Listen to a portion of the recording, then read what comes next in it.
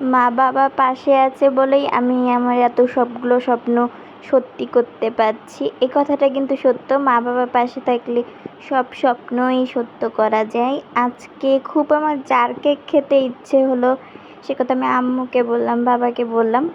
তা বাবা বলল চলো তাহলে আজকে জার কেক নিতে যাই। তাই আজকের দিনে আমার পরীক্ষা শেষ, তাই আমি এখানে জার কেক নিতে এসেছি কেকের দোকানে। দেখতে পাচ্ছ এটা কেক ব্যাগ, এই দোকানটির নাম। এটি গাইবান্ধার গোবিন্দগঞ্জে অবস্থিত।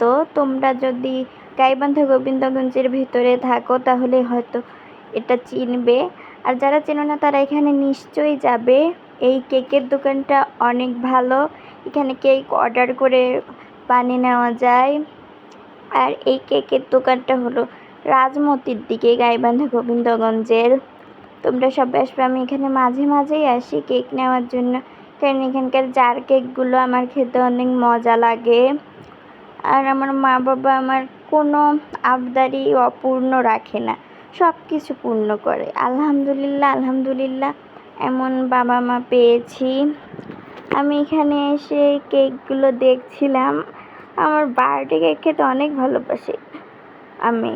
এটা যখন নিয়ে আসলাম এখানে তখন আমার আম্মু আমাকে খাইয়ে দিচ্ছিল, তোমরা দেখতে পাচ্ছ। আর এসব জার কেক তোমাদের কার কার ফেভারিট অবশ্যই কমেন্ট করবে। ওই দোকান থেকে আমি একটা ক্যান্ডেলও এনেছি, এটা জাস্ট ঘর সাজানোর জন্য।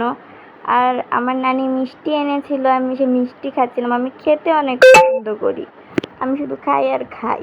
আর তোমরা আমার ভিডিওতে লাইক করো। আল্লাহ হাফেজ।